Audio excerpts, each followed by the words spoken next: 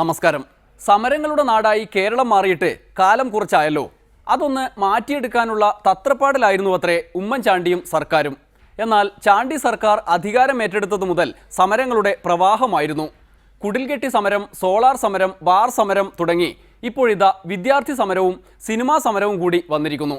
ഡെമോക്രസിയോട് ആരും സമരം ചെയ്യാൻ വരില്ലെന്ന പ്രതീക്ഷയോടെ ഈ സമരപർവം ആരംഭിക്കുകയാണ്. ഡെമോക്രസിയിലേക്ക് എല്ലാവർക്കും സ്വാഗതം. കേരളം സമരങ്ങളുടെ നാടാണെന്ന് പണ്ടേ പൂർവികന്മാർ തന്നെ പ്രഖ്യാപിച്ചിട്ടുണ്ട്. രാഷ്ട്രീയ സമരങ്ങളും വിദ്യാർത്ഥി സമരങ്ങളും കടന്ന് സിനിമാ സമരത്തിലേക്ക് മുഴുകിയിരിക്കുകയാണിപ്പോൾ. വ്യാപക റിലീസിംഗിന് എതിരായി എ ക്ലാസ് തിയേറ്റർ ഉടമകൾ തിയേറ്റർ അടച്ചിട്ടുള്ള സമരം. ബാഹുബലി എന്ന ബ്രഹ്മാണ്ഡ സിനിമ നാട്ടിലെ സകല തിയേറ്ററുകളിലും റിലീസ് ചെയ്യാനുള്ള പരിപാടി മുതലാണ് പ്രശ്നം തുടങ്ങിയത്.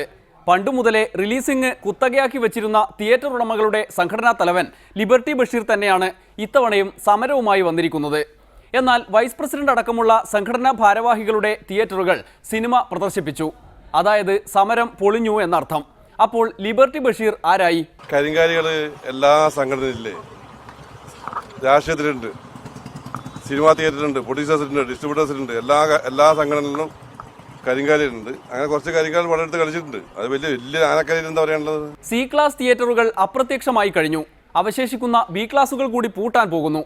അപ്പോഴും ഉൽപ്പന്നം ഉപയോക്താവിനെ തേടിപ്പോയിക്കൊണ്ടിരിക്കുന്ന ഈ കാലത്ത് കിലോമീറ്ററുകൾ അകലെയുള്ള ചുരുക്കം എ ക്ലാസ് തിയേറ്ററുകളിൽ മാത്രമേ സിനിമ റിലീസ് ചെയ്യാൻ പാടുള്ളൂ എന്ന് വാശി പിടിക്കുന്നത് എവിടുത്തെ ഏർപ്പാടാണ് സാർ?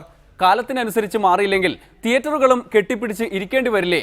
വൈഡ് റിലീസിങ്ങിനെ ഒരിക്കലും അനുകൂലിക്കില്ല എന്ന ശപഥത്തിലാണോ? നമ്മൾക്ക് ഒരു കാര്യങ്ങൾ മനസ്സിലായിക്കോ, മാളുകൾക്ക് തരുന്ന ടേംസ് ഇങ്ങോട്ട് നോക്കി, മാളുകൾക്ക് തരുന്ന ടേംസ് കേരളത്തിൽ മുഴുവൻ കൊടുക്കുകയാണെങ്കിൽ കേരളത്തിൽ 500 തിയേറ്റർ കൊടുക്കാൻ വേണ്ടി നമ്മൾ ഇന്ന് തീരുമാനിക്കും. 500 തിയേറ്ററിൻ്റെ മൊത്തം BNCയും മറ്റേ കാട്ടാക്കടയും കിട്ടാക്കടയും എവിടെ വേണമെങ്കിലും മാളുകളെ കൊടുക്കുന്ന അതേ ടേംസ്. അത് ന്യായം. സമരം പൊളിഞ്ഞു എന്ന് തോന്നിയപ്പോഴെങ്കിലും വൈഡ് റിലീസിങ്ങിനോടുള്ള നിലപാട് മാറ്റിയല്ലോ. ഇനി ഉപാധികളിന്മേൽ ചർച്ച നടത്തി അധികൃതർക്ക് തീരുമാനിക്കാം. സിനിമക്കാരുടെ സമരം ഇങ്ങനെ മുന്നോട്ട് പോകുമ്പോഴാണ് ഡെമോക്രസിക്ക് മുന്നിലേക്ക് രസകരമായ ഒരു ടോൾ സമരം കടന്നു വന്നത്.